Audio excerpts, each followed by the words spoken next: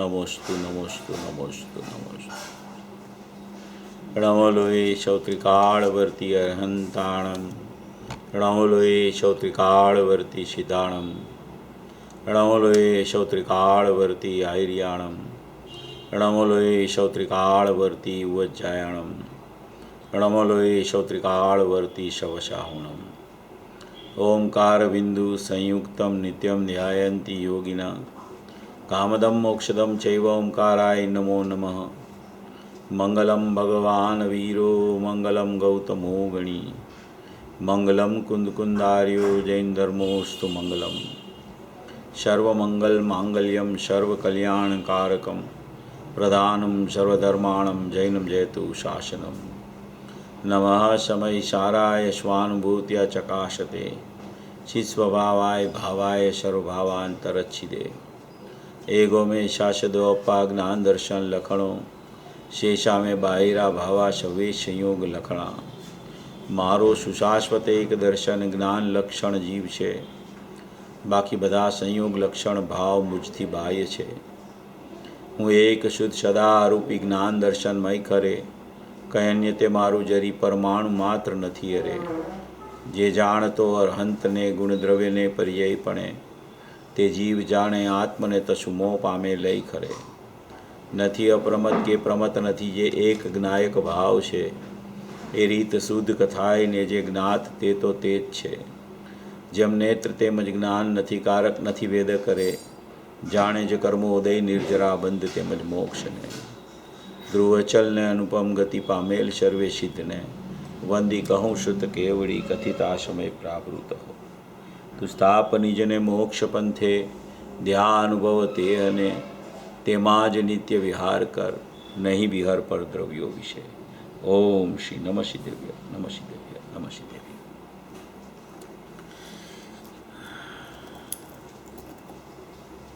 મહાવીર પરમાત્માનો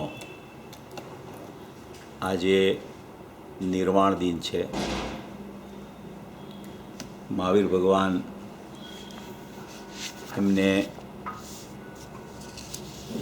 30મે વર્ષે દીક્ષા અંગીકાર કરેલી. 30મે વર્ષે દીક્ષા અંગીકાર કર્યા બાદ 12 વર્ષ સુધી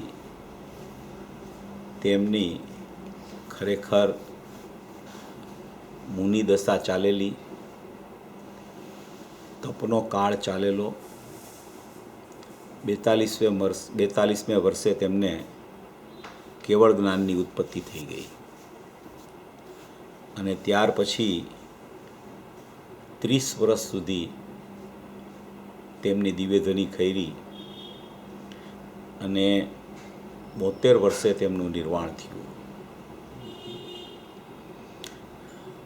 નિર્વાણ જ્યારે જીવનું થાય છે, જેમ મહાવીર પરમાત્માનું થયું, તો તેની પ્રથમ શરૂઆત તો ખરેખર સમ્યક દર્શનથી થતી હોય છે. એવું સમ્યક દર્શનની પ્રાપ્તિ કેમ થાય તે ખૂબ અગત્યની વાત છે. મહાવીર પરમાત્માને જે નિર્વાણ પામ્યા તે સવારે 5:32 તેમનું નિર્વાણ થયું. એ 5:32 નિર્વાણ થયું એમનું. ગૌતમ ભગવાન હતા. ગૌતમ એને ગણધર પદની પ્રાપ્તિ થઈ અને એમને પણ સાંજે કેવળ જ્ઞાન થઈ ગયું. એવી કોઈ આ મહાવીર પરંપરા, મહાવીરનું શાસન એ ખરેખર આ 2547 વર્ષ થયા નિર્વાણને, ત્યારથી આ મહાવીર શાસન તરીકે આ કાળને કહેવામાં આવે છે. આ ઊંડા અવસર્પિણી કાળ છે. જ્યારે ચતુર્થ કાળ પૂરો થવાને 3 વર્ષ અને 8.5 મહિના જ્યારે બાકી હતા, ત્યારે મહાવીર પરમાત્માનું નિર્વાણ થયું. કુંડલપુરીમાં જન્મ થયો કુંડલપુરમાં અને પાવાપુરીથી નિર્વાણને પામ્યા. કેવળ જ્ઞાન તો વૈશાખ સુદ દસમે થઈ ગયું. બધાને ખબર છે 66 દિવસ સુધી તેમની વાણી નહોતી ખરી, કારણ કે ગણધરની હાજરી પણ નહોતી અને તે સમયની તેટલો કાળ સુધી વાણી ખરવાની યોગ્યતા નહોતી. આવો કોઈ નિમિત્ત અને ઉપાદાનનો સંબંધ હોય છે, તેને કારણે કેવળ જ્ઞાન થયું હોવા છતાં દિવ્ય ધ્વનિ નથી ખરતી. અને એ દિવ્ય ધ્વનિ ખર્યા બાદ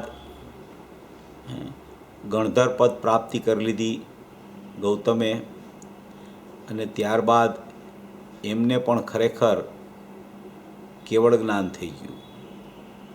તો આ આખી મહાવીર ભગવાનની જે પરંપરા ચાલે છે એ ખૂબ જ આજનો દિવસ નિર્વાણ મહોત્સવનો દિવસ એટલે ખૂબ આનંદનો દિવસ, ખૂબ ખુશીનો દિવસ.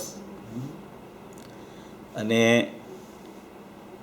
જેમ ઋષભદેવ ભગવાનના પુત્ર ભરત હતા,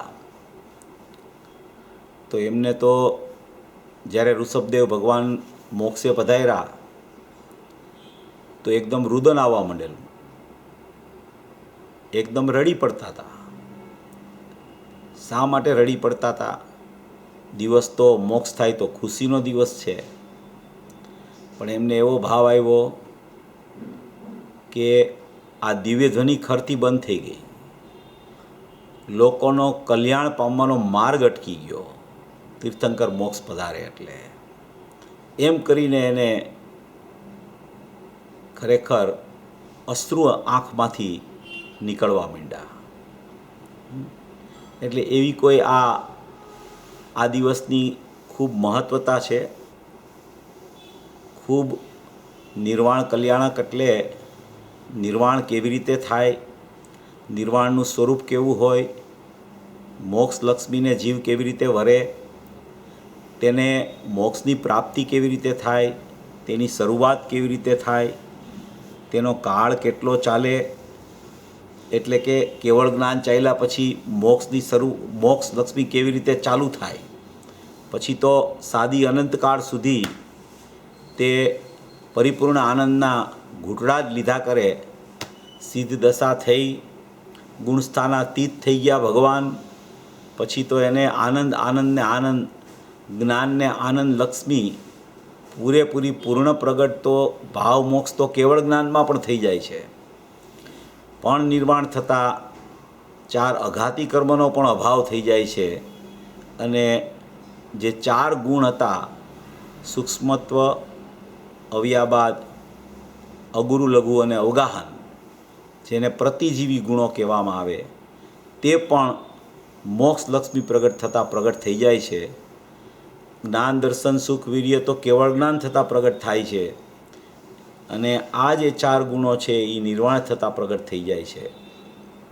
એટલે પરિપૂર્ણ શુદ્ધતા જ્યારે ગુણસ્થાનાતીત જીવ થાય છે ત્યારે એનું નિર્વાણનો કાળ આવે છે. અને એવો કોઈ આ ખૂબ જ મહત્ત્વનો પ્રસંગ, મહત્ત્વનો દિવસ એ આજે ખરેખર નિર્વાણ મહોત્સવનો દિવસ છે. વીર નિર્વાણ મહોત્સવ દરેક જગ્યાએ, દરેક મંદિરોમાં, બધી જગ્યાએ ઉજવવામાં આવતો હોય છે. પણ અત્યારે તો કોઈ પ્રતિકૂળતાના કાળે ઓનલાઈન પણ બધી જગ્યાએ ખૂબ સુંદર રીતે નિર્વાણ મહોત્સવનું આયોજન સવારે થયેલું. એવી કોઈ આ મહાવીર નિર્વાણની ખૂબ મહત્ત્વની વાતો છે. જ્યારે ચતુર્થ કાળમાં આવું નિર્વાણ થાય છે ત્યારે ખરેખર એ 3 વર્ષ ને 8.5 મહિના બાકી હતા ત્યારે ખરેખર આ નિર્વાણ થયું. અને ત્યારબાદ જંબુ સ્વામી, ગૌતમ સ્વામી અને સુધર્મા સ્વામી, તેઓ પણ ખરેખર પંચમ કાળથી મોક્ષે ગયા, પંચમ કાળમાં મોક્ષે ગયા. એટલે કહેવાનું તાત્પર્ય શું છે કે અવસર્પિણી કાળમાં જન્મેલો જીવ હોય, ચતુર્થ કાળમાં જન્મેલો જીવ હોય, તે ખરેખર પંચમ કાળમાં પણ મોક્ષ પામી શકે છે, પણ તેનો જન્મ ચતુર્થ કાળમાં થયો હોવો જોઈએ. कौन किए छे? तो ये कोई बोल रहे हैं हिंदी में ले लो, तो कोई बात नहीं, हिंदी में ले लेते हैं, कोई तकलीफ नहीं है, हिंदी में भी अच्छा ही चलेगा. तो ये निर्वाण महोत्सव की जो चतुर्थ काल में 3 साल और 8.5 महीना था, तब महावीर भगवान का निर्वाण हो गया. उसके बाद में जम्बू स्वामी, सुधर्मा स्वामी और गौतम गणधर जो थे, उनका मोक्ष पंचम काल में हुआ. तो पंचम काल में तो मोक्ष होता नहीं है, मगर चतुर्थ काल में जो जीव का जन्म होता है उसकी योग्यता ऐसी होती है कि वो पंचम काल में भी उसका मोक्ष हो सकता है. तो ऐसा ये तीनों का मोक्ष भी पंचम काल में हुआ. और ये हुंडा अवसर्पिणी काल होने पर भी पंचम काल में मोक्ष नहीं होता, फिर भी मोक्ष हो गया. और महावीर निर्वाण तो माने कि आज अपने में तो आसो व दमास कही जाती है और हिंदी में ये कार्तक महीने में आता है.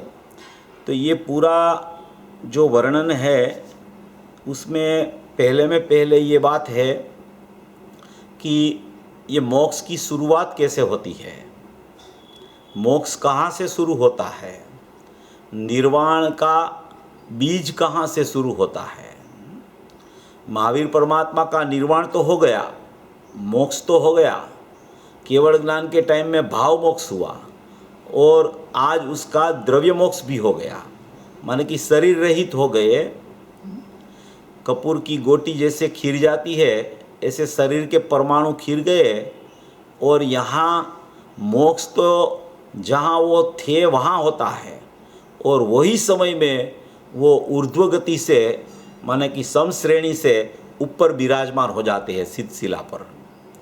तो ऐसी कोई जो घटना, जो बनाव बन गया, तो ये मोक्ष तो हुआ, मगर मोक्ष की शुरुआत कहाँ से होती है, मोक्ष होने का कारण क्या है, उसकी शुरुआत, उसका बीज शुरू कहाँ से होता है, ये बहुत महत्वपूर्ण बात है. पूज्य गुरुदेव श्री कांजी स्वामी ने उसके लिए बहुत सी बातें, ये 45 साल तक उसका उपदेश जो चला, महावीर शासन की परंपरा में ही कुंद आचार्य हुए, योगिंदु देव हुए, उमा स्वामी हुए, अमृतचंद्र आचार्य हुए, जयसेन आचार्य हुए, अनेकों आचार्य हो गए. बाद में साधक जीवों भी अनेक हो गए. बाद में ये सब का जो मर्म था, जो महावीर भगवान ने कहा हुआ, आचार्यों ने शास्त्रों में रचना की, उसका जो मर्म था, वो सचमुच पूज्य गुरुदेव श्री ने 45 साल तक उसका विस्तार करके सचमुच में महावीर, माने कि महावीर अंदर भगवान आत्मा है और वो उसकी पर्याय प्रकट हो जाती है, तो वो पर्याय में महावीर बन जाता है.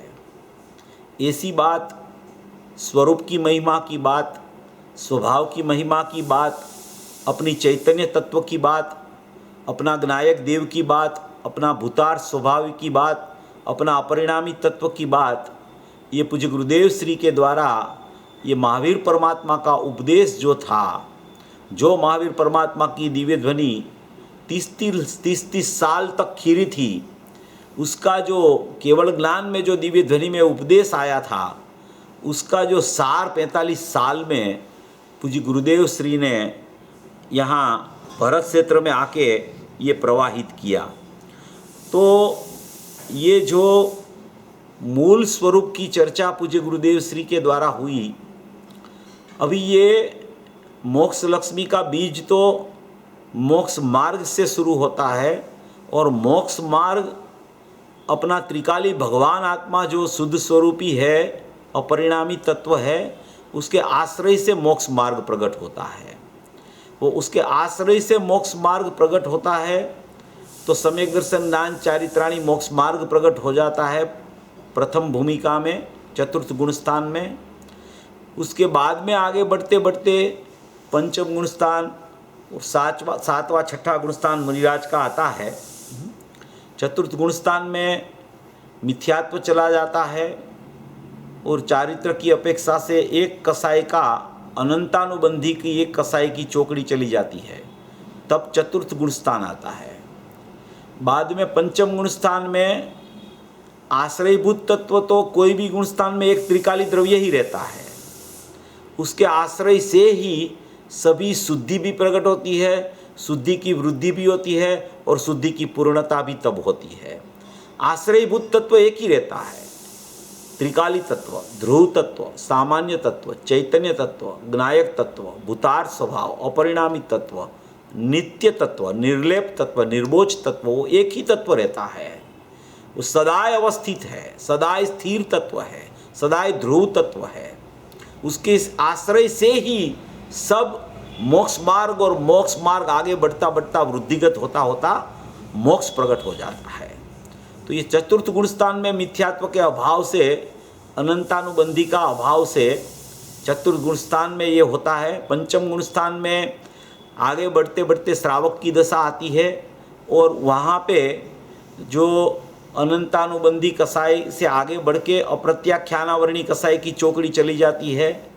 बाद में पंचम गुण स्थान में जीव माने कि द्रव्यलिंग भी धारण कर लेता है, और द्रव्यलिंग धारण करके पंचम गुण स्थान का जब आखिरी समय आने वाला होता है, तब तो नियम से द्रव्यलिंग धारण किया होता ही है जीव को, और तब वो सामायिक के काल में उसको कोई निर्विकल्प दशा के काल में पंचम गुण स्थान में से सप्तवां गुण स्थान आ जाता है। सप्तवां गुण स्थान आता है तो भावलिंग प्रकट होता है। भावलिंग प्रकट होता है तब वहाँ पे तीन कसाई की चौकड़ी का अभाव हो जाता है, माने कि अनंतानुबंधी, अप्रत्याख्यानावर्णी और प्रत्याख्यानावर्णी। श्रद्धा की अपेक्षा से तो मिथ्यात्व चला गया, तो श्रद्धा तो सम्यक हो गई। अभी वो श्रद्धा पहले औपसमिक थी, फिर क्षयोपसमिक होती है, फिर क्षायिक भी हो जाती है। तो अभी ये गुणस्थान की परिपाटी में चारित्र की अवस्था में, माने कि अनंतानुबंधी कसाई गया, अप्रत्याख्यानावर्णी गया, और अभी प्रत्याख्यानावर्णी भी सप्तम गुणस्थान में चला गया। अभी वो सप्तम गुणस्थान में प्रत्याख्यानावर्णी कसाई भी गया, तो तीन कसाई की चौकड़ी का अभाव होके उसको मुनिदशा आ गई। तो मुनिदशा में निर्विकल्प दशा क्षण क्षण क्षण में सदुपयोग मुनिराज का चलता रहता है। ऐसी जो मुनिराज की कोई जो दशा होती है, वो क्षण में विकल्प, क्षण में निर्विकल्प, मगर निर्विकल्पता की दशा का जो काल होता है उससे भी आधा काल विकल्पात्मक दशा का होता है। इतनी तीव्र रूप से निर्विकल्प दशा उसकी मुनिराज की निरंतर चलती रहती है। ऐसी जो निरंतर जो निर्विकल्प दशा चलती है, तो वो चलते चलते चलते चलते फिर आगे उसको श्रेणी पे चढ़ने का काल आ जाता है। अभी श्रद्धा में सम्यक था, औपसमिक में से एक क्षयोपसम हो गया था, किसी को क्षायिक भी हो जाता है, किसी को क्षयोपसम भी रहता है। अभी वो जब श्रेणी का काल आता है, तो श्रेणी में तो माने कि सप्तम गुणस्थान आने के बाद में तो वो जीव को क्षायिक नियम से हो ही जाता है। उपसम श्रेणी की बात अलग है, वो क्षायिक हो जाता है और आगे बढ़ के उसको श्रेणी चालू हो जाती है। 8वें गुणस्थान से श्रेणी 7 शुरू होती है। अभी उसमें ज्ञान की स्थिति क्या होती है, श्रद्धा की स्थिति की चर्चा आई, चारित्र की स्थिति की चर्चा आई। ज्ञान में चतुर्थ गुणस्थान से क्या होता है, कि ज्ञान में एक बार सम्यक ज्ञान प्रकट हो जाता है तो सम्यक ज्ञान आगे बढ़ता बढ़ता बढ़ता बढ़ता बढ़ता ही रहता है आगे। तो वो सम्यक ज्ञान और केवल ज्ञान, ज्ञान की दो ही अवस्था होती है, या तो क्षयोपशम ज्ञान रूप या तो क्षायिक ज्ञान रूप। श्रद्धा में औपशमिक क्षयोपशमिक क्षायिक होता है, ज्ञान में क्षयोपशम या क्षायिक होता है।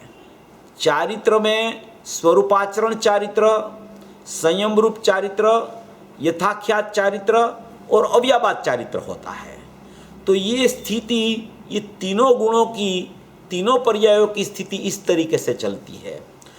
बाद में जब उसको मुनिदशा का काल आता है तो मुनिदशा के काल में निरंतर उसको, माने कि परिणति तो चलती ही रहती है, मगर विकल्प में जब मुनिराज आते हैं तो निर्विकल्प की ही दशा, निर्विकल्प का ही विचार चलता रहता है, तो फिर से निर्विकल्प हो जाते हैं।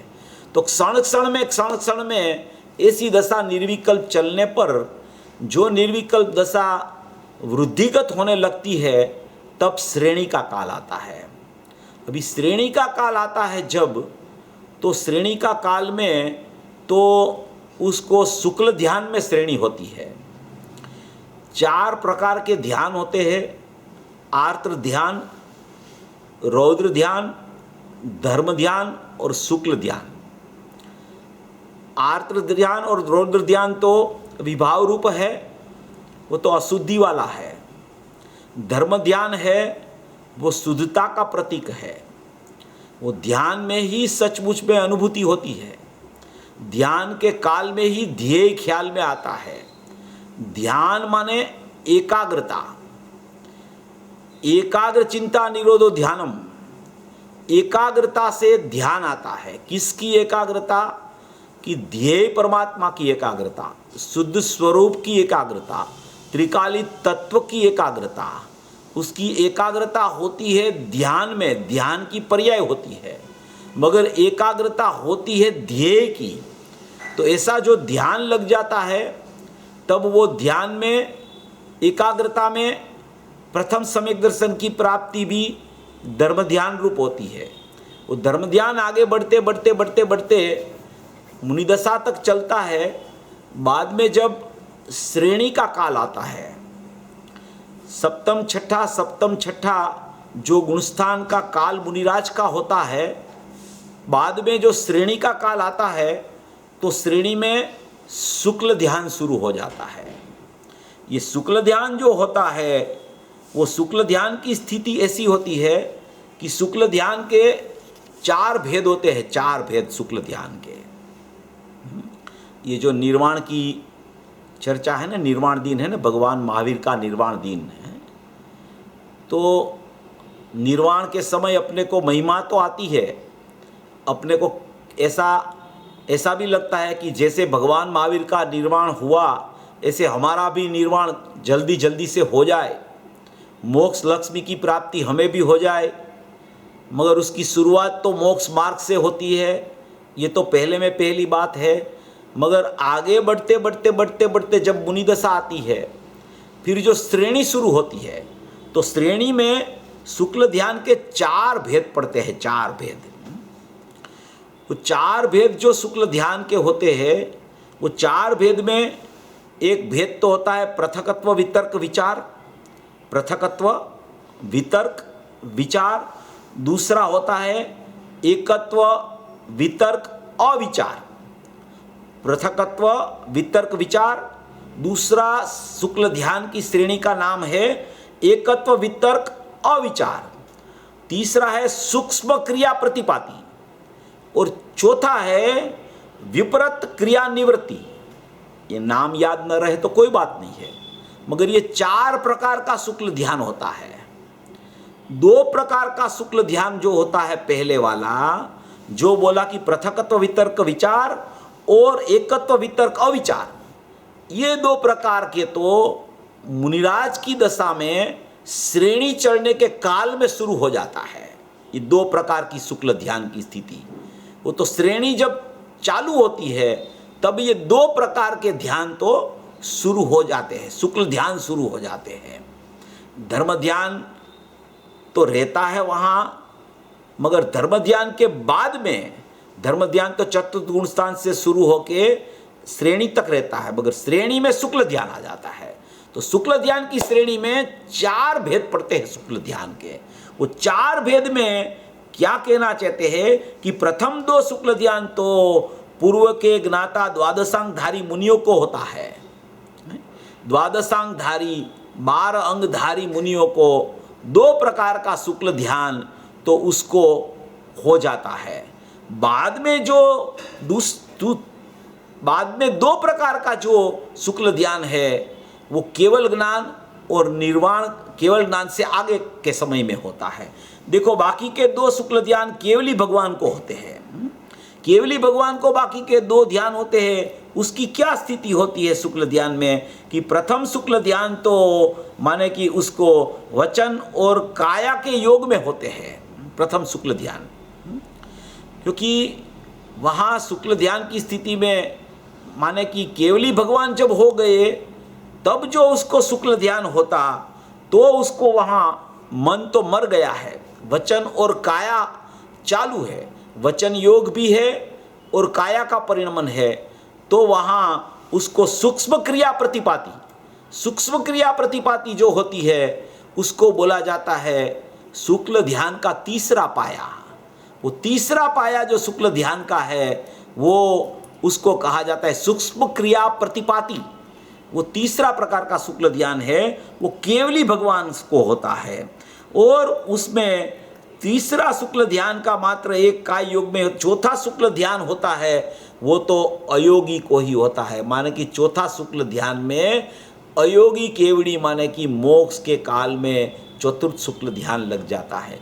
ऐसी जो कोई ध्यान की जो स्थिति होती है वो ध्यान अपन ने सुना तो होता है, मगर ध्यान शुक्ल ध्यान कैसे लगे, शुक्ल ध्यान का प्रकार कितना होता है, ये यहाँ बताया गया है। 4 प्रकार के शुक्ल ध्यान होते हैं। ऐसी कोई स्थिति में निर्वाण की प्राप्ति महावीर परमात्मा को हुई थी। और ये निर्वाण की शुरुआत कैसे हुई, ये निर्वाण कैसे हुआ, मोक्ष लक्ष्मी कैसे प्रकट हो गई, क्योंकि उसने सबसे पहले उसको अपना शुद्धात्मा की प्रतीति आई। महावीर भगवान का इतिहास में 10 भव पहले उसको सिंह महाराजा के भव में माने कि तिर्यंच के भव में उसको सम्यक दर्शन की प्राप्ति हो गई। कैसे प्राप्ति होती है जीव को सम्यक दर्शन की? कोई भी गति में सम्यक दर्शन की प्राप्ति हो सकती है। मनुष्य देव तिर्यंच नारक कोई भी गति में, चारों गति में सम्यक दर्शन की योग्यताएं जीव की हो सकती है। फर्क इतना है कि संगनी पंचेंद्री जीव को सम्यक दर्शन की प्राप्ति होती है। तो ये जो महावीर परमात्मा को सम्यक दर्शन की प्राप्ति हुई तो देखो परिस्थिति कैसी बन जाती है।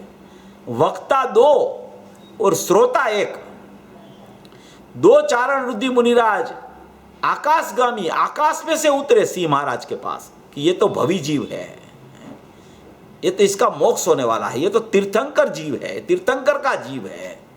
तो वहां वो उपदेश देने के लिए पहुंचे। अभी वो तिर्यंच का जीव है, उसकी तो अशुद्धता भी कितनी होती है, अशुभ भाव चलता रहता है।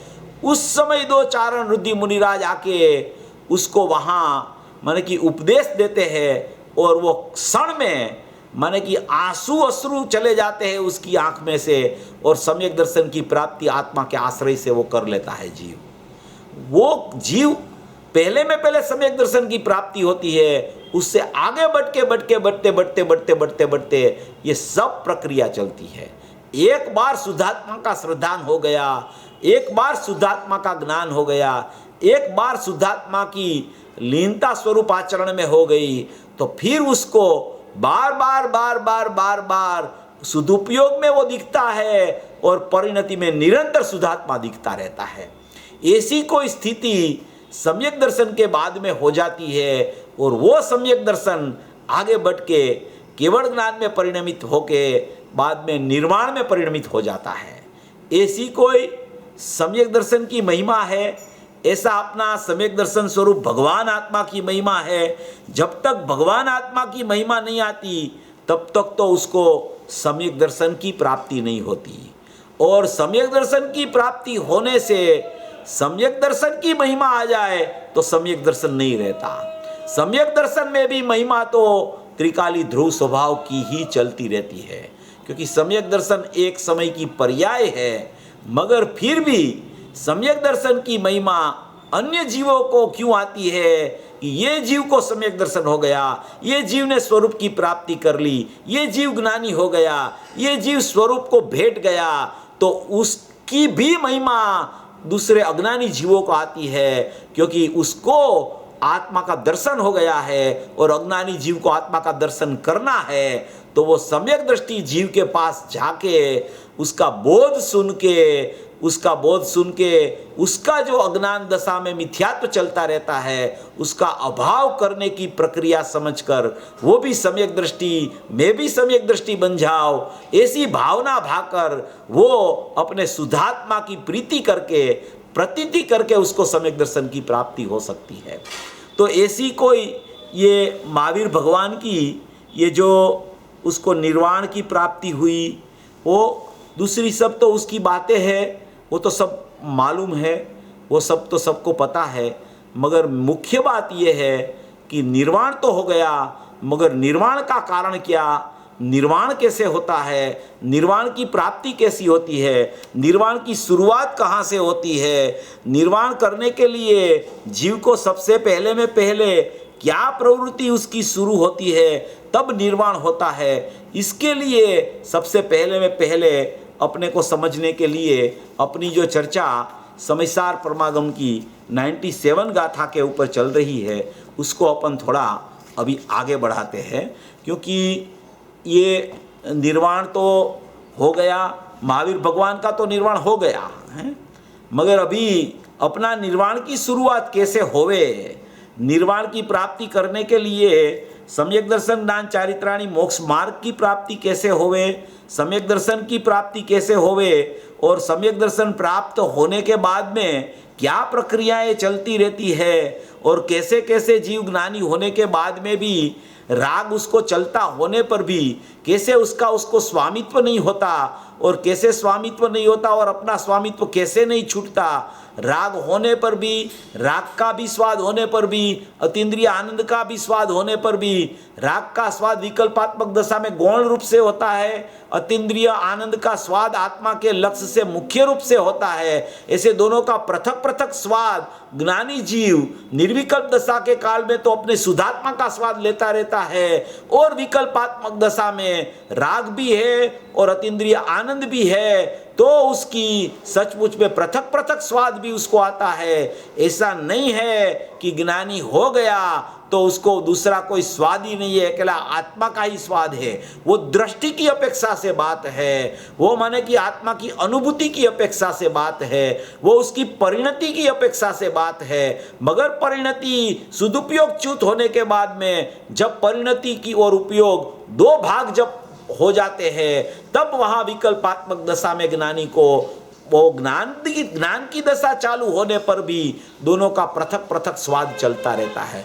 तो ये क्या प्रकरण है, वो यहाँ 97 गाथा में अपनी जो कर्ता कर्म अधिकार की क्रमशः जो पहले से समयसार चला है, उसमें जो 7 नंबर की गाथा चल रही है, उसमें ज्ञानी कैसे होवे ये चर्चा भी अपनी आ गई कि ये ज्ञानी कैसे होता है जीव, अज्ञान दशा छोड़ के ज्ञान दशा जीव की प्रकट कैसे होती है, कि सबसे पहले में पहले वो ज्ञेय और ज्ञान का भेद ज्ञान करके, राग ज्ञेय है और मेरा ज्ञान है ऐसा भेद ज्ञान करके, वो पहले में पहले ज्ञेयों से, रागादि भावों से, 6 द्रव्य के भावों से वो पृथक पृथक होके अपना ज्ञान स्वभाव उससे पृथक है ऐसा ज्ञान में जानना होता है। ज्ञेय में रहते हैं, 6 द्रव्य में रहते हैं, राग भी ज्ञेय है वो राग में रहता है, गुण ज्ञान के अलावा जितनी पर्यायों का परिणमन है वो भी सचमुच ज्ञान के लिए ज्ञेय है, तो वो भी सचमुच पृथक रहता है। एक ज्ञान में सब जानना हो जाता है, तो ज्ञान में जानना होता है, वो ज्ञान ज्ञायक का होने से मैं तो ज्ञायक हूँ ऐसा परिणमन करके सब तरह से अपना उपयोग को समेट के उसका उपयोगवान में जब उपयोग लगा लेता है जीव, तब उसको ज्ञानीपना की माने कि प्रगटता, सम्यक दर्शन ज्ञान चारित्राणी मोक्ष मार्ग की प्रगटता होती है और वो जीव ज्ञानी हो जाता है। ये जीव जब ज्ञानी हो गया तो ज्ञानी होने के बाद में क्या होता है और ज्ञानी हुआ तब क्या हुआ था, ये प्रकरण तो अपना चल गया था। अभी ज्ञानी होने के बाद में भी स्थिति क्या होती है ज्ञानी की, क्योंकि सबसे पहले तो सीखने लायक ये है कि ज्ञानी कैसे होना है। ये तो अपना बहुत प्रकरण चल गया ये गाथा में कि भाई ज्ञानी कैसे होता है, अज्ञान कैसे छूटता है, ज्ञान कैसे प्रकट होता है। बाद में ज्ञानी होने के बाद में क्या स्वरूप है इसकी चर्चा इसमें आती है। पिछले संडे को अपन ने जो असंख्य प्रदेश वाली भी थोड़ी चर्चा ली थी वो भी यहाँ मैं अभी लेता हूँ। थोड़ा बहुत महत्वपूर्ण विषय है, अपन थोड़ा उसको पढ़ के सुनते हैं। जब 97 गाथा है, दूसरा पैराग्राफ। જ્યારે आत्मा ज्ञानी થાય ત્યારે जब आत्मा ज्ञानी होता है तब ज्ञान के कारण ज्ञान का आदि से लेकर पृथक पृथक स्वाद का स्वादन अनुभव होने से, अर्थात पुद्गल कर्म का और अपना स्वाद का एक रूप नहीं मगर भिन्न भिन्न पड़े अनुभव होने से जिसकी भेद संवेदन शक्ति उगड़ गई है, खुल गई है, ऐसा होता है। इसलिए वो जानता है कि अनादि निधन निरंतर स्वाद में आने वाला समस्त अन्य रस से विलक्षण माने कि भिन्न, अन्य रस से विलक्षण माने भिन्न, अत्यंत मधुर जे चैतन्य रस वो एक ही जिसका रस है, ऐसा वो आत्मा है। तो ये क्या कहना चाहते हैं कि कोई जीव ज्ञानी हो गया, कोई जीव को सम्यक दर्शन हो गया, कोई जीव रागादि भावों से, अन्य द्रव्य के भावों से, अपनी अन्य पर्यायों से भी, विभाव रूप पर्यायों से पृथक होके अपने ज्ञान में ज्ञायक का उसको जानना प्रकट हुआ और अपनी दृष्टि ज्ञायक पर लग गई। दृष्टि ज्ञायक पर लग गई तो ज्ञान भी सम्यक हो गया। ज्ञान में जाननहार जानने में आता था वो जानने में आ गया और दृष्टि अहम करके निज ज्ञायक में अभेद होकर परिणमी गई और ज्ञान भी परिणम गया और स्वरूपाचरण स्थिरता भी उस समय हो गई निर्विकल्प दशा के काल में। अभी निर्विकल्प दशा के काल की जो स्थिति है तो उसमें एक तो त्रिकाली द्रव्य है। तो त्रिकाली द्रव्य कैसा है कि असंख्य प्रदेशी है, असंख्य प्रदेशी है वो त्रिकाली द्रव्य, वो त्रिकाल है, त्रिकाल सत्ता है उसकी, वो असंख्य प्रदेशी सत्ता है, वो त्रिकाल सत्ता है। कोई प्रदेश जो होते हैं वो असंख्य प्रदेशी कहा, उसका मतलब ही ये है कि एक प्रदेश में दूसरा प्रदेश नहीं है। प्रदेश असंख्य है, उसका अर्थ ही यही है कि एक प्रदेश में दूसरा प्रदेश नहीं है, दूसरा प्रदेश में तीसरा प्रदेश नहीं है। ऐसा करके असंख्य प्रदेशी भगवान आत्मा है। वो असंख्य प्रदेशी भगवान आत्मा है, उसकी त्रिकालता है असंख्य प्रदेश की, वो त्रिकाल असंख्य प्रदेशी रहता है, स्वाभाविक असंख्य प्रदेशी वो भगवान आत्मा रहता है। ऐसा एक त्रिकाल भगवान आत्मा, त्रिकाल माने कि असंख्य प्रदेशी भगवान आत्मा है। पहले में पहली ये बात है।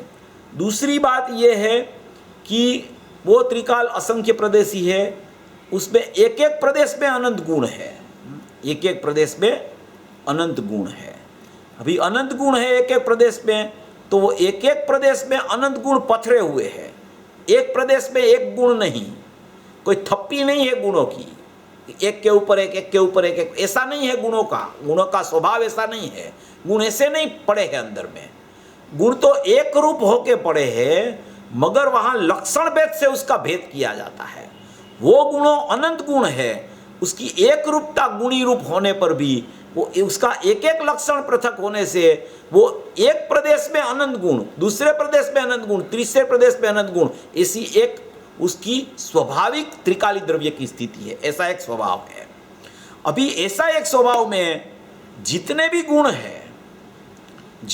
गुण है जितने भी गुणों की सत्ता है, जितने भी गुणों के लक्षण पृथक पृथक है, वो पृथक पृथक होने पर भी ज्ञायक भाव जो है, ज्ञानमय परमात्मा जो है, त्रिकाल ज्ञानमय परमात्मा है, वो प्रत्येक समय में उसमें व्यापक रहता है, व्यापक रहता है, गुणों में व्यापक रहता है। वो गुणों में ज्ञानमय परमात्मा ज्ञायक भाव व्यापक रहने पर उसका जो ज्ञान है, ज्ञान ज्ञायक का जो ज्ञान है, वो ज्ञान सभी गुणों में व्यापक रूप रहता है, व्यापक रूप रहता है। वो ज्ञान व्याप्य है, वहाँ सब जगह पे एक एक गुण में ज्ञान व्याप्य है। श्रद्धा गुण में भी ज्ञान व्यापक है, चारित्र गुण में भी ज्ञान व्यापक है, सभी गुणों में ज्ञान व्यापक रूप से रहता है। ऐसी कोई अंदर की त्रिकाली द्रव्य की स्थिति है। ज्ञान असाधारण गुण होने से, एक गुण में अनंत गुण का रूप होने से सभी गुणों में ज्ञान व्यापक रहता है और सभी गुण ज्ञान में भी व्यापक रहते हैं। ऐसी कोई स्थिति है, ऐसा कोई स्वरूप है, ऐसा कोई महिमावंत परमात्मा है, ऐसा कोई त्रिकालता उसके अंदर में भरी पड़ी है। तो उसमें जब ये जीव ज्ञानी होता है तो ज्ञानी का तो उत्पाद हो गया पर्याय का। ये त्रिकाली द्रव्य है, उत्पाद हो गया। अभी उत्पाद होने के साथ में ही वो उत्पाद ध्रुव को अभेद करके परिणमता है, तब निर्विकल्प दशा में वो जीव ज्ञानी हो जाता है। अब ये निर्विकल्प दशा में ज्ञानी हुआ तब कोई द्रव्य का प्रदेश, पर्याय का प्रदेश, असंख्य प्रदेशी ध्रुव और पर्याय का प्रदेश, उसमें कोई अंतर नहीं है। वो पूरी निर्विकल्प दशा में सभी प्रदेश एक रूप रहते हैं, सभी प्रदेश अविनाभावी एक के साथ मिले मिले हुए रहते हैं, वो अलग नहीं है उस समय में।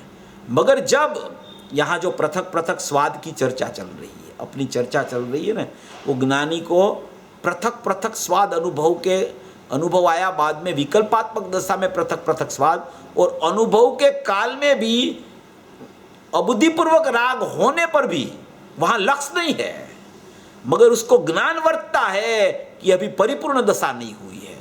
वहाँ तो अनुभव के काल में तो अकेला ध्रुव परमात्मा का ही लक्ष्य है, वहाँ तो अतीन्द्रिय आनंद और अतीन्द्रिय ज्ञान ही रहता है।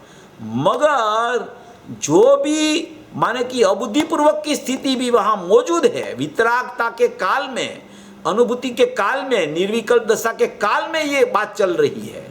वहाँ भी जो अबुद्धिपूर्वक राग है तो उसका ज्ञान का परिणमन में उसका जानना उसको जरूर होता है।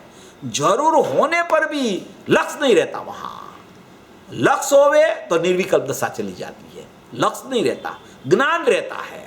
लक्ष्य और ज्ञान में फर्क है। लक्ष्य माने सन्मुखता, ज्ञान माने कि ज्ञान में रह के ज्ञान होता है, सन्मुख होए बिना।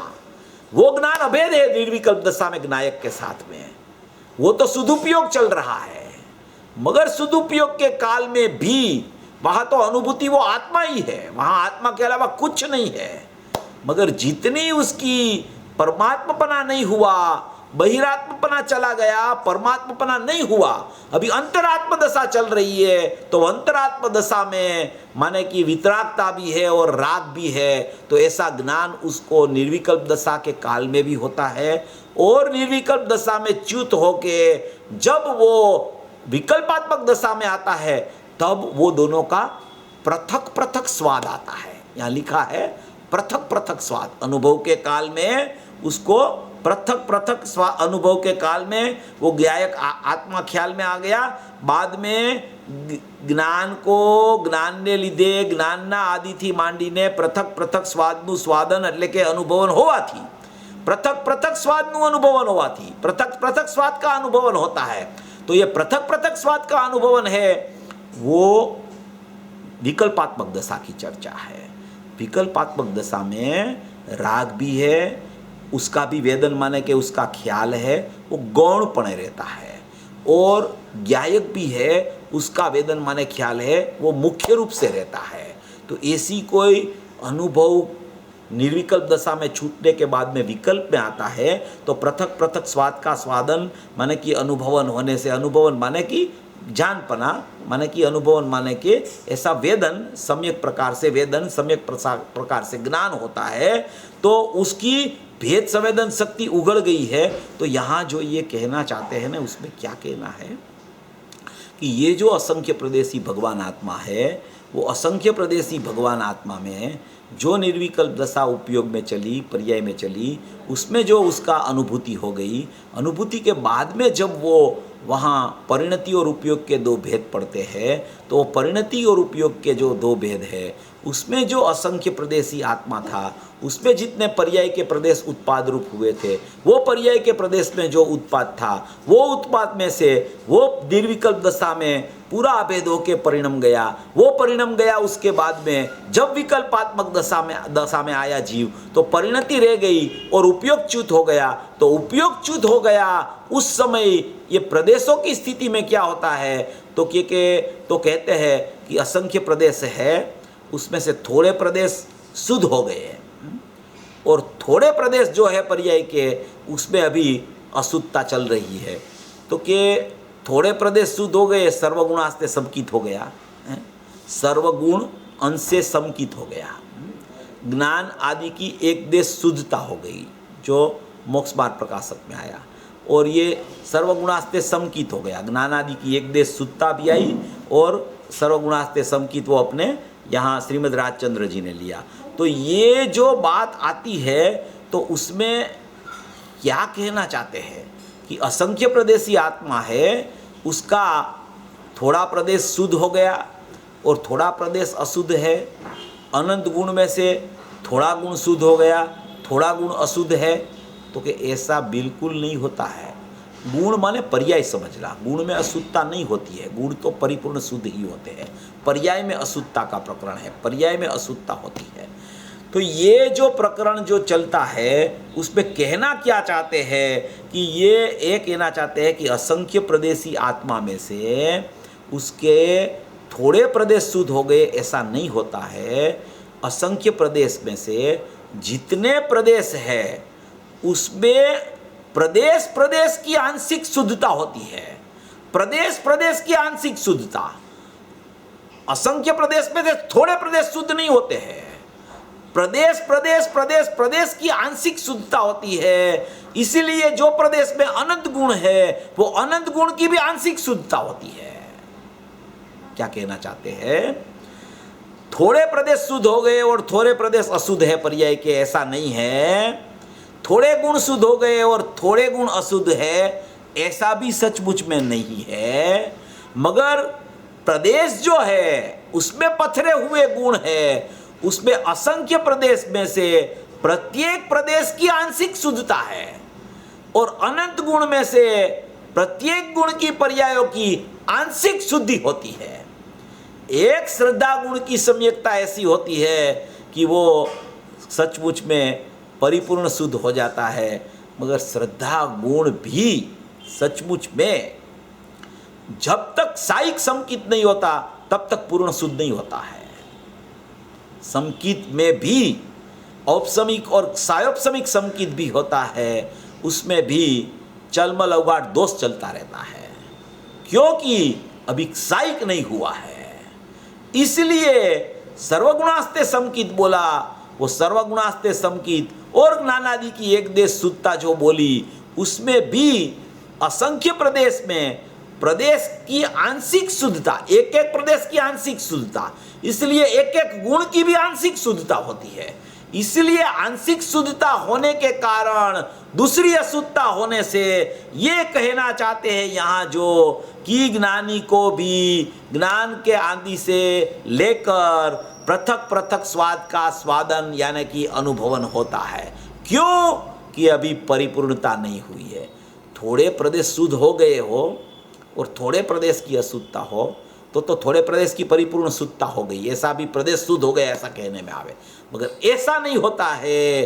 प्रत्येक प्रदेश की आंशिक शुद्धता होती है, आंशिक शुद्ध होते हैं प्रदेश, जैसे आंशिक गुण शुद्ध होते हैं ऐसे आंशिक प्रदेश शुद्ध होते हैं, ऐसा यहाँ ये बताना चाहते हैं। इसलिए ज्ञान को आदि को मानकर पृथक पृथक स्वाद का स्वादन अनुभवन होने से जिसकी भेद संवेदन शक्ति खुल गई है, और ये जो अपन ने लिया था कि ये असंख्य प्रदेशी भगवान आत्मा, उसकी त्रिकालता माने उसका काल, उसका भाव माने अनंत गुण, और निर्विकल्प अनंत गुणात्मक वस्तु माने एक त्रिकाली द्रव्य, उसमें जो अनंत गुणों का परिणमन है, उसमें एक काल की चर्चा लेके अपन ने लिया था कि त्रिकाल में से स्वकाल उत्पन्न होता है। वो स्वकाल क्या है कि वो ज्ञान का उपयोग लक्षण है। वो स्वकाल माने ज्ञान का उपयोग लक्षण है। वो स्वकाल होता है वो ज्ञान का उपयोग लक्षण का, और वो काल का परिणमन है, काल का उत्पाद है। वो स्वकाल माने उपयोग लक्षण है, उत्पाद रूप है। वो ध्रुव नहीं है, वो उत्पाद रूप परिणमन है, वो पर्याय है वो। मगर उत्पाद परिणमन में वो उपयोग का परिणमन होता है। ज्ञान ज्ञान ज्ञान ज्ञान ज्ञान त्रिकाल जैसे ध्रुव ज्ञान है, वो त्रिकाल काल में से एक वर्तमान काल माने कि उपयोग लक्षण प्रकट होता है, क्योंकि ज्ञान से भरा हुआ पूरा त्रिकाली द्रव्य है। तो वर्तमान काल में काल से जो स्वकाल से ज्ञान उपयोग प्रकट हुआ, उसके साथ में जो अनंत गुणों का भाव है, अनंत गुण को क्या कहा जाता है? भाव। काल किसको कहा जाता है कि स्वकाल। प्रदेश किसको कहा जाता है कि असंख्य प्रदेश। निर्विकल्प वस्तु किसे कही जाती है कि त्रिकाली वस्तु। तो उसमें जो काल त्रिकाल है, उसमें स्वकाल माने उपयोग लक्षण प्रकट होता है उत्पाद में। भाव माने कि अनंत गुणों की अनंत पर्याय प्रकट होती है। समझना जरा, पिछले संडे को भी लिया था, कोई प्रश्न भी मेरे पास आते रहते हैं फोन में, इसलिए मैं थोड़ा इसको क्लियर करना चाहता हूँ, तो थोड़ा एक बार ख्याल में आ जाए कि कहने का मतलब क्या है और इसमें अपने को फायदा भी क्या है। खाली बात सुनने से कि जानकारी से कोई फायदा नहीं है। इसमें क्षयोपशम बढ़ाने की कोई चर्चा नहीं है कि ये मेरे को मालूम है, ये मेरे को मालूम है। इसमें नहीं, इसमें अपने को तत्व का फायदा क्या है, अपना लाभ क्या है, अपना परिणमन कैसे हो जाए शुद्ध तत्व की तरफ जाके। और ये निर्वाण का जो प्रसंग है आज का दिन, तो निर्वाण की शुरुआत कहाँ से होती है? ये यहाँ से शुरुआत होती है निर्वाण की। ये निर्वाण कहीं बाद में नहीं होता। दृष्टि अपेक्षा से निर्वाण तो सम्यक दर्शन के काल में अभी हो सकता है। वो निर्वाण पद अभी दृष्टि अपेक्षा से होता है। दृष्टि मुक्त, श्रद्धा से मुक्त हो गया, दृष्टि से मुक्त हो गया, तो दृष्टि मुक्त अभी हो सकता है, दृष्टि मोक्ष अभी हो सकता है।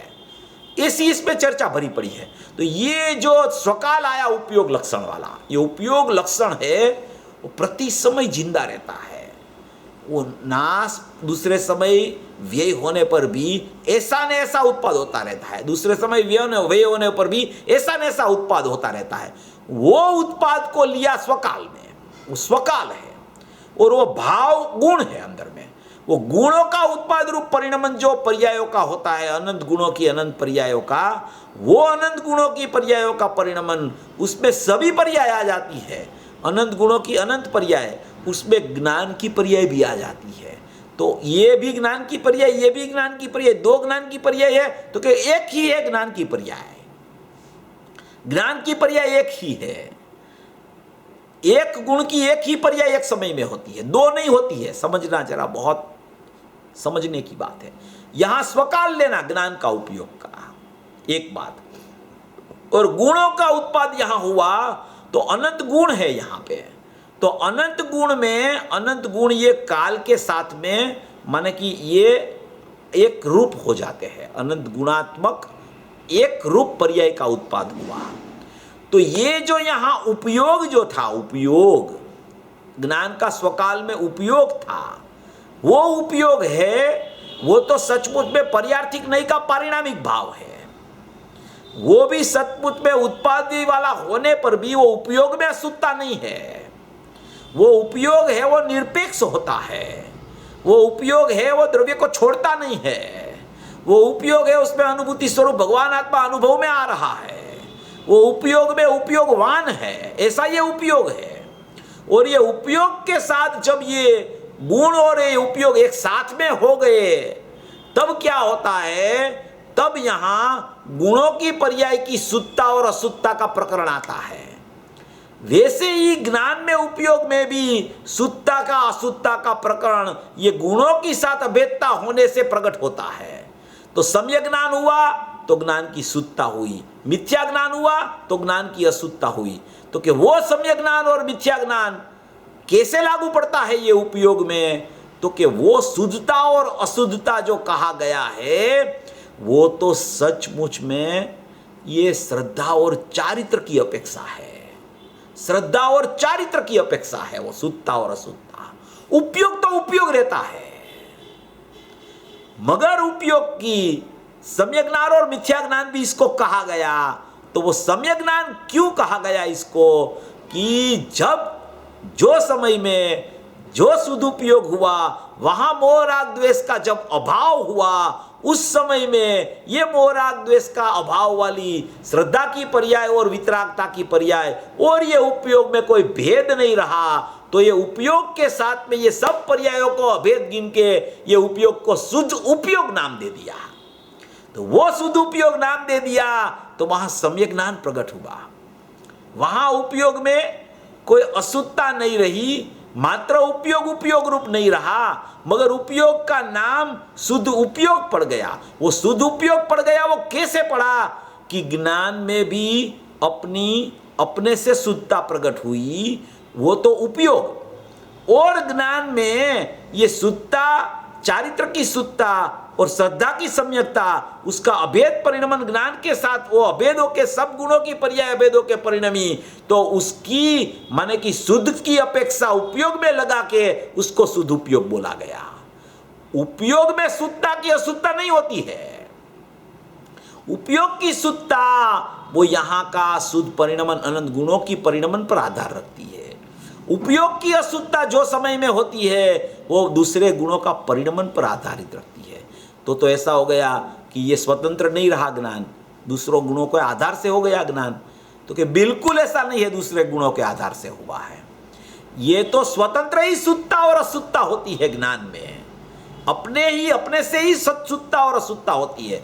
मगर वहां यहाँ एक गुण में, एक पर्याय में दूसरी पर्याय का भी माने कि निमित्त देखो, तो यहां भी श्रद्धा में और चारित्र में जब तक मिथ्यात्व और राग चलता है तब तक ये उपयोग का नाम शुद्ध उपयोग नहीं, अशुद्ध उपयोग बोला जाता है। वो अशुद्ध उपयोग अपने से है, मगर वहां पे नियम से श्रद्धा और चारित्र की पर्याय में राग और मिथ्यात्व है, और यहाँ ये शुद्ध उपयोग अपने से है, तब वहां श्रद्धा की पर्याय में सम्यकत्व और वितरागता का जन्म स्वरूप आचरण चारित्र का है। तब यहाँ उपयोग का नाम वो है स्वतंत्र, इसकी अपेक्षा से नहीं है। अपने से होने पर भी यहाँ शुद्धता और अशुद्धता जो कही गई है उसमें यहाँ ये गुणों के साथ अभेदपणे जब परिणमा है उपयोग, तब यहाँ शुद्धता और अशुद्धता, उपयोग की शुद्धता और अशुद्धता बनती है। उपयोग तो उपयोग रहता है, उपयोग तो ज्ञान का अंश है, उपयोग तो पर्यार्थिक नई का पारिणामिक भाव है। पर्यार्थिक नई का पारिणामिक माने कि उत्पाद होने के कारण वो पर्याय है, नई माने कि वो अंश है, पारिणामिक माने कि वो निरपेक्ष है। उसको पर्यार्थिक नई का पारिणामिक भाव बोला जाता है। वो निरपेक्ष होने से उसको किसी की अपेक्षा नहीं है। वो शुद्ध भी अपने से होता है, अशुद्ध भी अपने से होता है, मगर उपयोग उपयोग रूप ही रहता है। उपयोग उपयोगवान को छोड़ता नहीं है। ऐसा जब उसको पता चलता है तब यहाँ ये पृथक पृथक स्वाद का अनुभव है न, तो उपयोग में उपयोगवान है, उसका नाम अतीन्द्रिय आनंद और अतीन्द्रिय ज्ञान है, वो पृथक स्वाद है। और जो रागादि रूप परिणमन चल रहा है उसका स्वाद अलग है, मगर दोनों स्वाद विकल्पात्मक दशा में ज्ञानी को एक साथ में होने से उसको दोनों स्वाद का भिन्न भिन्न अनुभव चलता है, और अज्ञानी को दोनों का स्वाद का एक रूप अनुभवन चलता है। इसलिए वो अज्ञानी है, और ज्ञानी को दोनों का भिन्न भिन्न स्वाद का अनुभवन चलता है, इसलिए वो ज्ञानी हो गया है। ऐसे यहाँ कहना चाहते हैं कि एक एक प्रदेश में अनंत गुण व्यापक होने पर भी शुद्धता की प्रकटता जब होती है तब असंख्य प्रदेश की आंशिक प्रदेश की शुद्धता होती है। प्रदेश कोई शुद्ध नहीं हो जाता है कि असंख्य प्रदेश में थोड़ा प्रदेश शुद्ध हो गया और थोड़ा प्रदेश अशुद्ध है, उसका नाम सर्वगुणास्ते समकित है। थोड़ा गुण अशुद्ध है और थोड़ा गुण शुद्ध हो गया, उसका नाम सर्वगुणास्ते समकित है। ऐसा नहीं होता। आंशिक शुद्धता प्रदेशों की होती है, आंशिक शुद्धता गुणों की होती है, इसलिए यह पृथक पृथक स्वाद आता है। कोई भी गुण का, चारित्र गुण की भी अशुद्धता और शुद्धता साथ में रहती है। श्रद्धा में कभी मिथ्यात्व और सम्यकत्व साथ में नहीं रह सकता है, क्योंकि मिथ्यात्व का अभाव का नाम ही सम्यकत्व है। चारित्र में राग का माने कि राग होने पर भी वितरागता रहती है, स्वरूपाचरण चारित्र रहता है, आंशिक शुद्धि रहती है, तब भी राग रहता है। ऐसा चारित्र की, गुण की, पर्याय की योग्यता ही ऐसी है। तो ये सब चीज समझ के अपने को क्या करना कि मैं तो परिपूर्ण वस्तु मात्र हूँ, मैं तो ध्रुव चैतन्य परमात्मा हूँ, मैं तो ज्ञायक भाव एक टंकोत्कीर्ण स्वरूपी परमात्मा हूँ, मेरा ज्ञान में निरंतर ज्ञायक भाव ही विद्यमान है, मेरा स्वरूप में स्वरूपस्थ त्रिकाली द्रव्य ही विद्यमान है, मेरा ज्ञायक भाव में कोई हलन चलन नहीं है, कोई परिणमन नहीं है, असंख्य प्रदेशी है, अनंत गुणात्मक है, त्रिकाल है, पर्यायों में उत्पाद व्यय है, फिर भी मैं अपरिणामी शुद्ध त्रिकाल अनादि अनंत ऐसा न ऐसा, ऐसा न ऐसा, ऐसा न ऐसा रहता हूँ।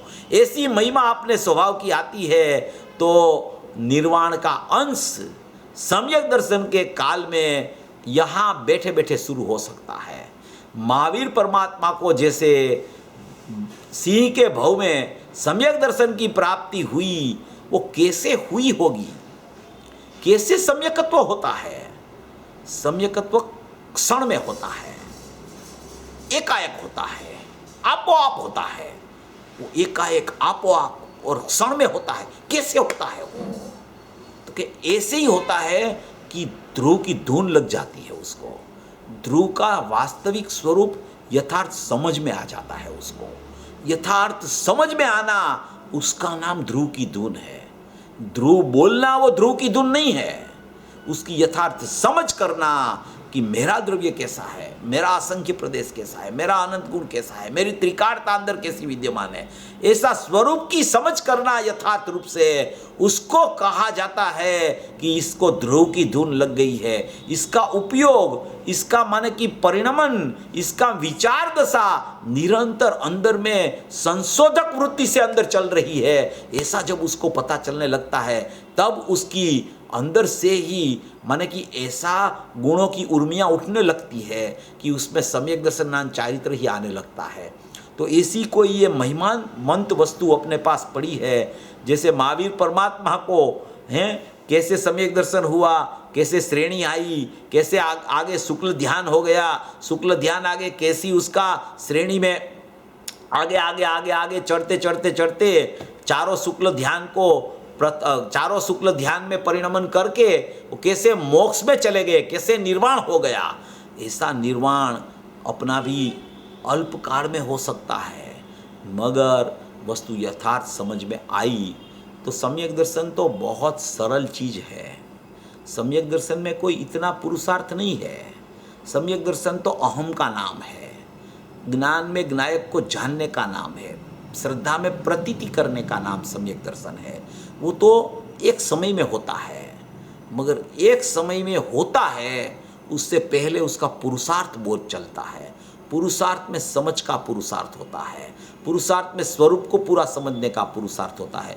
ऐसी कोई सत्ता अपने अंदर पड़ी हुई है, ये अंदर की सत्ता को कैसे पहचानना? वो ध्रुव की धुन लगे, ध्रुव का ख्याल आने लगे, ये पृथक पृथक स्वाद जीव को सचमुच में तब ही आता है। ये जो गुरुदेव ने इसमें कहा है, एक बात कही गुरुदेव ने, ये प्रवचनों में है कि द्रव्यानुयोग है ना, उसका अभ्यास भी जीव को कम हो गया, मगर गुरुदेव आए तब से तो बहुत शुरू हो गया। मगर गुरुदेव ने वहाँ बोला कि चरणानुयोग करणानुयोग का अभ्यास से मोक्ष मार्ग भी प्रकट होने में बहुत काल लगता है, और द्रव्यानुयोग का अभ्यास से त्वरित में मोक्ष मार्ग प्रकट होता है। ये गुरुदेव के शब्द बता रहा हूँ आपको। तो द्रव्यानुयोग का अभ्यास निरंतर होना चाहिए, निरंतर करना चाहिए। ये जो खरेखर अपना ये निर्वाण कल्याणक कहो कि नया साल कहो, जो आज का दिन है, उसमें सबसे पहले अपनी विचारधारा ऐसी चलानी चाहिए कि सचमुच में जैसे परमात्मा हो गए, अनुभव नहीं है वो बहिरात्मा भी है, मगर उसको अंतरात्मा अपना प्रकट करना है। और अंतरात्मपना प्रकट होते आगे चलते चलते परमात्मा भी हो जाएगा। तो ये तीनों दशाएं जो है वो कैसे मेरी दशा बहिरात्मपना निकल जाए, अंतरात्मपना आ जाए और परमात्मा में बन जाऊं, इसका पुरुषार्थ निरंतर चलना चाहिए, शाश्वत चलना चाहिए पुरुषार्थ है। ये कमी क्या रह गई है स्वरूप को न समझने में? सबसे बड़ी में बड़ी कमी क्या है जीव की? देखो, जीव अभ्यास भी करता है, आचार्यों का शास्त्र भी पढ़ता है, गुरुदेव की वाणी भी सुनता है, बहुत सा पुरुषार्थ भी कर लेता है, नहीं करता ऐसा नहीं है। सभी आत्मार्थी जीव होते हैं, सबको मोक्ष लक्ष्मी प्रकट होवे ऐसा पुरुषार्थ, मोक्ष मार्ग प्रकट होवे, मोक्ष लक्ष्मी प्रकट होवे ऐसा करता ही रहता है। मगर गलती कहाँ हो जाती है, गलती कहाँ हो जाती है, ये बहुत समझने की बात है। जब तक निरंतरता नहीं चलती, सततता नहीं चलती, निरंतरता नहीं चलती, एक विषय लिया तो वो थोड़ा समझ लिया, बाद में छोड़ दिया, बाद में दूसरा विषय लिया, छोड़ दिया, तीसरा विषय लिया, छोड़ दिया। जैसे 5 समवाय का विषय लिया, ध्रुव तत्व का विषय लिया, असंख्य प्रदेशी का विषय लिया है, माने कि 9 तत्व में छुपी हुई आत्म ज्योति का विषय ले लिया है। मैं शुद्ध ज्ञायक भाव एक चैतन्य परमात्मा हूँ, ध्रुव तत्व हूँ, सकल निरावरण अखंड एक प्रत्यक्ष प्रतिभासमय अविनश्वर शुद्ध पारिणामिक परम भाव लक्षण में चैतन्य परमात्मा हूँ। जो भी विषय अपन लेते हैं उसको पहले में पहले निरंतरता से पूरा समझना चाहिए। जब तक विषय पूरा समझ में नहीं आता तब तक दृष्टि नहीं पड़ती है। इसलिए दृष्टि का विषय को दृष्टि में लेने के लिए भी मेरी परिपूर्णता जो अनादि अनंत पड़ी है, मेरा स्वभाव जो अस्खलित है, त्रिकाल अस्खलित, सर्वकाल अस्खलित है, वो स्खलित ही नहीं हुआ। स्खलित तो पर्याय होती है, ध्रुवधाम में से कोई स्खलितता नहीं होती, चैतन्य परमात्मा में से कोई स्खलितता नहीं होती। ऐसा सर्वकाल में अस्खलित रहता है ये चैतन्य परमात्मा, ध्रुव रहता है, त्रिकाल रहता है, परिपूर्ण रहता है, शुद्ध आनंद का कंद है। उसकी महिमा जब तक अंदर से निरंतर नहीं आती तब तक उसको सचमुच में उसकी परिणति प्रकट होने का काल नहीं पकता। इसलिए जो भी विषय अपन समझ में ले उसको निरंतर समझने का पुरुषार्थ करे। और दूसरी बात, कोई भी शास्त्र का स्वाध्याय करे पूज्य गुरुदेव श्री के श्रीमुख से तो पहले से अंत तक का करे, कोई मुख्य मुख्य गाथा को चुन के न करे। क्योंकि उसमें क्या होता है कि कहीं न कहीं भ्रांति और भ्रमणा शुरू हो जाती है। इसलिए ये आज के दिन में ये कहना चाहता हूँ कि कोई भी शास्त्र अपन शुरू करे तो उसकी पूर्णता पहले से आखिरी तक प्रत्येक प्रवचन सुन के करे, प्रत्येक गाथा सुन के करे। क्योंकि आचार्य भगवान कोई भी परमागम लिखते हैं तो वो परिपूर्ण होता है परमागम। उसमें जो जो बात आई है वो सब मेरे लिए ही लिखी हुई होती है, कोई अन्य के लिए नहीं लिखी हुई होती है। इसलिए इस तरीके से सब जीव को विचार करना चाहिए, इस तरीके से अपना ध्रुव की चैतन्य सत्ता की महिमा करनी चाहिए, इस तरीके से उसका अंदर का स्वरूप समझना चाहिए। अंदर का स्वरूप जो समझ में आता है तो पर्यायों का उत्पाद व्यय भी उसके ख्याल में नियम से आ जाता है। वो द्रव्य गुण पर्याय का पूरा स्वरूप समझने की आवश्यकता है। इसलिए वो समझ के सभी जीव को अपना कल्याण के मार्ग पे चलने का शुरू करना चाहिए। तो ऐसी ये महिमावंत गाथा भी बहुत अच्छी है कि ज्ञानी अज्ञानी का प्रकरण और ज्ञानी का प्रकरण, ये दोनों प्रकरण इसमें कर्ता का प्रतिभास और अकर्ता का प्रतिभास से आया है। ऐसा कोई ये सुंदर निरूपण ये 97वीं गाथा में आया है। जैसे कोई उदाहरण गुरुदेव देते हैं न कि सम्यक दर्शन होता है न, तो कोठी होती है, कोठी उसमें जो भी भरा होता है न तो वो नल खोलता है न तो सब आने लगता है। ऐसे ये आत्मा में चैतन्यता भरी है, ज्ञानपना भरा है, दर्शनपना भरा है, आनंदपना भरा है। उपयोग की चाबी लगा के उसको तू खोल दे तो निरंतर प्रवाह तेरा, माने कि सुख का प्रवाह, आनंद का प्रवाह, ज्ञान का प्रवाह निरंतर चलता रहेगा। और निरंतर चलता प्रवाह में तेरा ज्ञायक भाव विकसित होता हुआ परिणमता हुआ पर्याय में अपरिणमन स्वरूप भगवान आत्मा तुझे दिखता रहेगा और सम्यक प्रकार का परिणमन कभी अस्त नहीं होगा और पूर्णता के साथ ही वो परिणमन पूर्ण होगा और वो पूर्णता के लक्ष्य से जो शुरुआत होती है वो पूर्णता लेके ही पूरी होती है। इसलिए लक्ष्य रखना त्रिकाली द्रव्य की पूर्णता का और साध्य रखना सिद्ध की पूर्णता का। वो साध्य कहा जाता है सिद्ध दशा और लक्ष्य कहा जाता है त्रिकाली द्रव्य पूर्णता। ऐसी दोनों की पूर्णता समझ के जो शुरुआत करता है वो जीव सचमुच में मोक्ष मार्ग में उसकी शुरुआत होती है और आगे बढ़ते बढ़ते बढ़ते साध्य मोक्ष दशा आ जाती है। मगर साध्य मोक्ष दशा में अवलंबन रूप त्रिकाली परमात्मा लक्ष्य रूप तो एक रूप चैतन्य चिदानंद परमात्मा ही रहता है। ऐसी कोई चैतन्य लक्ष्मी भरी पड़ी है, ऐसा कोई सुंदर अंदर में एक स्वरूप भरा पड़ा है जो आनंद तरंग से उछलता है। ऐसी स्वयं प्रकट चैतन्य सुखमय ज्योति अंदर विद्यमान है, जाज्वल्यमान ज्योति विद्यमान है। ऐसा सुखरूप परमात्मा को ध्यान करके शुक्ल ध्यान लगा के जो महावीर परमात्मा ने शुक्ल ध्यान की चौथा पाया लगा के भी सूक्ष्म क्रिया प्रतिपाती में से भी आगड़ बढ़ के वितरत क्रिया प्रतिपाती करके निवृत्ति करके वहां जो चले गए मोक्ष में, ऐसा शुक्ल ध्यान धर्म ध्यान शुरू होने के बाद में मुझे तुरंत प्रकट हो जाए और उपसम श्रेणी तो आवे ही नहीं और शुक्ल ध्यान की माने कि सपक श्रेणी आके ही मेरा निर्वाण हो जाए। ऐसी प्राप्ति मुझे त्वरित में त्वरित ऐसे परमात्माओं मेरे को मिले, मेरे को ये आचार्य मिले, मेरे को पूज्य गुरुदेव श्री जैसे ज्ञानी पुरुष मिले कि जिसने सचमुच आचार्यों का और खरेखर जिनेंद्र परमात्मा का स्वरूप अपने शुद्धात्मा की प्रतीति और स्वसंवेदन करके उसकी परिणति में उसको विराजमान करके पूज्य गुरुदेव श्री ने अपने को समझाया। ऐसा स्वरूप मुझे ख्याल में आ जाए तो सचमुच में मेरी मोक्ष लक्ष्मी का बीज अभी प्रकट हो सकता है। ऐसा स्वरूप है मेरा, ऐसी चैतन्य सत्ता है मेरी, ऐसा ज्ञायक देव है मेरा, ऐसा भूतार्थ स्वभाव है मेरा, ऐसा अपरिणामी तत्व में हूं, ऐसी ज्ञान लक्ष्मी से शोभित मेरा चैतन्य परमात्मा है। उसको शोभायमान करने के लिए मेरी परिणति उसमें लग जावे तो वो शोभायमान स्वरूप प्रकट हुए बिना रहता ही नहीं।